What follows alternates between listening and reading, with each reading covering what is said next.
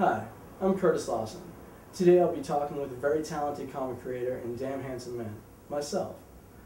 Hi Curtis, and welcome to the show. Why don't you start off by telling us a little bit about yourself and your experience in the world of sequential art? Well, I'm a 28-year-old comic creator from Massachusetts. I've been writing and lettering comics for about 3 years now. Most of my work's been self-published, and I've done stuff ranging from conspiracy-driven power fantasies to spoofs on the superhero genre, as well as a few short horror pieces that I've done for anthologies. Why don't you tell us a little bit about your submission to the comic book challenge? Well, my submission is called The Sleeping King, and it's a kind of steampunk-inspired sci-fi fantasy project. My goal with the 3 pages that I wrote for the challenge were basically to give the reader enough information not only to be enticed into wanting to read more, but so that the 3 pages could be enjoyed as a piece of art in and of itself. I wanted to see if I could create an interesting story in a very small amount of space, and I think I succeeded. Tell us why you think you deserve to win this contest. What sets your book apart? I really try to focus on my strengths as a writer for The Sleeping King. I feel that I have a good sense of characterization as well as skill in world building, so a lot of the strength of the book lies on those factors.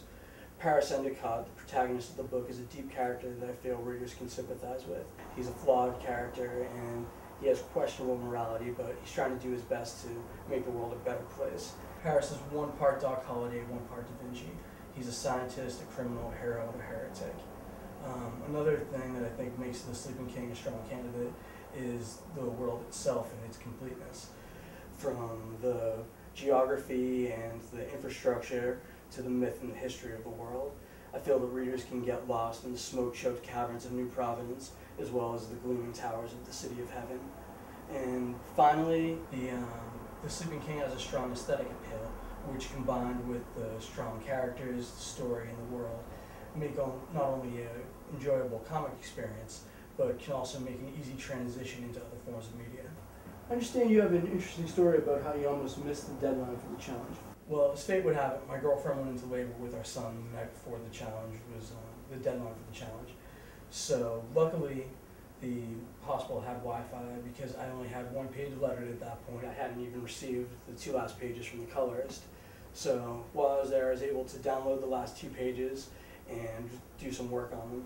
My girlfriend was incredibly cool through the whole thing, and I was able to work on it up until she hit hard labor, and then finish up just in the nick of time after our son was born. And so all in all, it was a pretty great night. Great. Well, thanks for coming on the show, Curtis. Well, thanks for having me, and thanks for showing interest in the book. And thank you for viewing.